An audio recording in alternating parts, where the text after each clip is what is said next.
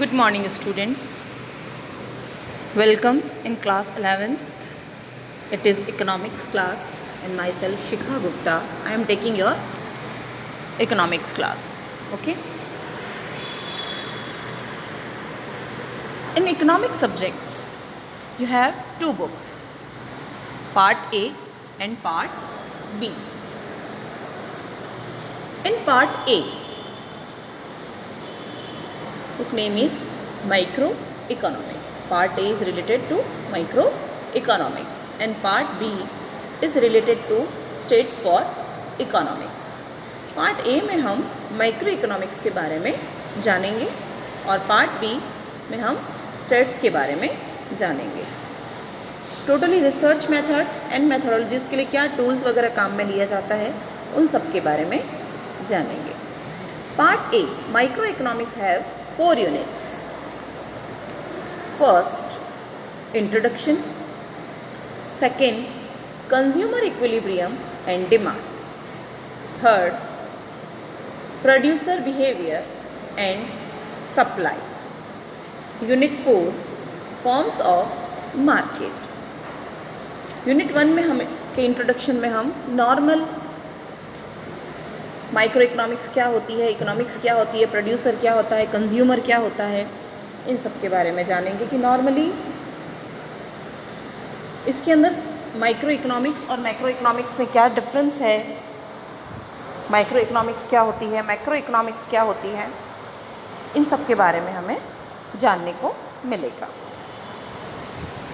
इसके अलावा जो पीपीसी प्रोडक्शन पॉसिबिलिटी कर्व, इसका एक पार्ट था, वो अब आपके कोर्स में नहीं है बिकॉज ऑफ कोविड. तो जो यूनिट 1 है, इसके अंदर जो मेन चीज़ पे फोकस किया गया है वो है आपका meaning of macro economics, meaning of micro economics, positive and normative economics, what is economy, central problems of economy. Central problem of economics में है आपके how, what, how and whom to produce. Okay. और इसका जो next topic था, concept of production possibility curve, ये अब आपके कोर्स में नहीं है. तो यूनिट फर्स्ट में हम फोकस करेंगे माइक्रो एंड मैक्रो इकोनॉमिक्स के मीनिंग पर, उनके डिफरेंस पर, पॉजिटिव और नॉर्मेटिव इकोनॉमिक्स के मीनिंग पर और उनके डिफरेंस पर. उसके बाद what is economy and central problems of economy. तो आपके यूनिट फर्स्ट में ये पार्ट रहेगा आपके फोकस करने के लिए. Now come to the second unit, consumer equilibrium and demand. इसमें तुम 2 पार्ट कर लेते हैं, 3 पार्ट बनते हैं आपके कंज्यूमर इक्विलिब्रियम एंड डिमांड के अंदर. 2 पार्ट है आपके कंज्यूमर इक्विलिब्रियम के और तीसरा पार्ट है आपका डिमांड का. तो फर्स्ट हम जानेंगे इसमें कंज्यूमर इक्विलिब्रियम क्या होता है. इक्विलिब्रियम का मतलब होता है बेटा बैलेंस करना. आपने तुला सब अपने घर में तुला देखी है, बैलेंस देखा है कि किस तरह से हम एक तरफ वेट रखते हैं और दूसरी तरफ सामान रखते हैं और वो किस तरह से इक्वल करते हुए चलता है. It is called equilibrium, means balance. Okay. तो कंज्यूमर इक्विलिब्रियम. यहाँ हम जानेंगे यूटिलिटी के बारे में. जो गुड्स वो खरीदता है उसकी यूटिलिटी उसके लिए कितनी होती है और कैसे कितना पैसा खर्च करने पर कंज्यूमर को सेटिस्फैक्शन होता है. इसके दूसरे पार्ट में हम करेंगे इन डिफरेंस कर्व एनालिसिस, जो भी कंज्यूमर के बजट पर डिपेंड करता है. किस पर फोकस करेगा? कंज्यूमर के बजट पर. और थर्ड पार्ट इसका जो है वो है डिमांड. डिमांड मने मांग. इकोनॉमिक्स जो होता है पूरा ही फुल्ली फोकस करता है डिमांड और सप्लाई पर. जो इकोनॉमिक्स खेल है वो पूरा ही डिमांड और सप्लाई का है. ये आपके आगे तक चलने वाला लेसन है डिमांड. इस पर आपको बहुत अच्छे से फोकस करना होगा.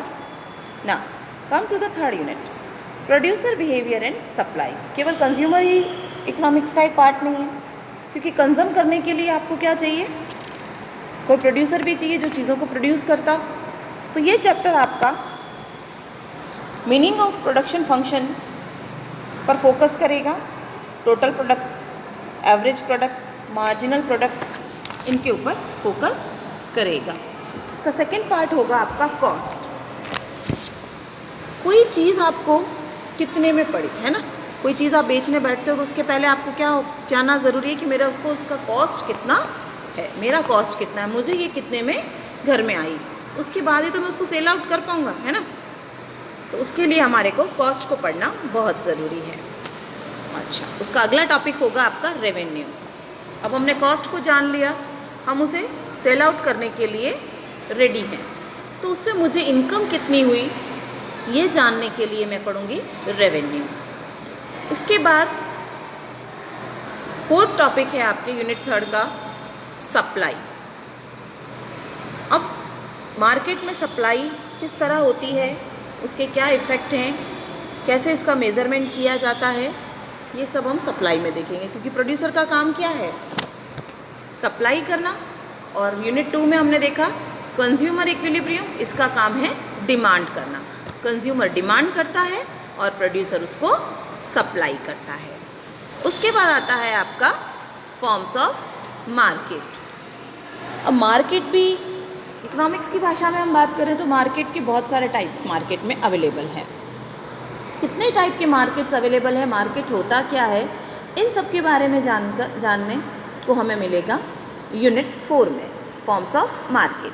यह आपके पूरे फाइनेंस के जो पेपर होते हैं, आपके एंड टर्म्स की बात मैं कर रही हूँ, एंड टर्म्स में 40 मार्क्स का ये वेटेज लिए हुए। आपके माइक्रो इकोनॉमिक्स आपके एंड टर्म्स में 40 मार्क्स को कवर करती है, and remaining 40 marks from states for economics से आपकी आती है।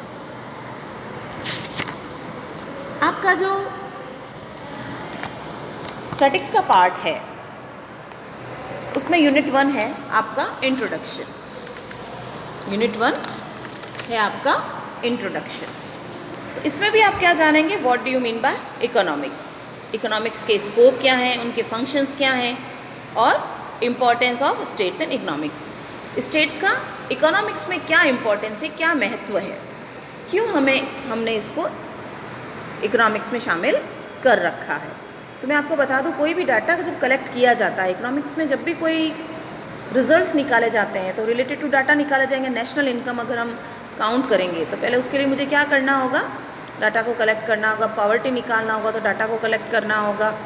लिटरेसी रेट निकालनी होगी तो डाटा को कलेक्ट करना होगा। ऐसे बहुत सारे टर्म्स हैं जो इकोनॉमिक्स में काम आते हैं। तो इकोनॉमिक्स में स्टेट्स का क्या यूज़ है, क्या इम्पोर्टेंस है, ये जानने के लिए हम यूनिट 1 पढ़ेंगे। अब यूनिट 2 आपका है collection, organisation and presentation of data. सिर्फ डाटा के बारे में जानना ही काफ़ी नहीं है कि हाँ भाई ये चीज़ होती है। अब उसे कलेक्ट करने के कितने तरीके हैं, और कलेक्ट करने के बाद उसे ऑर्गेनाइज कैसे करना है और उसे प्रेजेंट करना है ना। सिर्फ कलेक्शन कर लेना और इकट्ठा कर लेना ही काफ़ी नहीं होता, हाउ टू प्रेजेंट इट, है ना। तो इस टॉपिक में हम डाटा को कलेक्ट कैसे कैसे किया जाता है, उसे उसका ऑर्गेनाइजेशन कैसे किया जाता है, और उसे हम किस किस तरीके से प्रेजेंट कर सकते हैं, इसके बारे में जानेंगे ना। Unit 3 statistical tools and interpretation. अब जो डाटा हमने कलेक्ट किया है उसको टूल्स लगाकर, स्टैटिकल टूल्स होते हैं मीन, मोड, मीडियम, डिस्पर्जन, और बहुत सारे टूल्स हैं, रिग्रेशन, कोरिलेशन, इंडेक्स नंबर, ऐसे बहुत सारे टूल्स हैं जिससे हम हमारे डाटा को टेस्ट कर सकते हैं, हम हमारे रिजल्ट को निकाल सकते हैं। जब हम रिसर्च करते हैं तो हमें हमारे रिसर्च पर रिजल्ट भी फाइंड आउट करने होते हैं।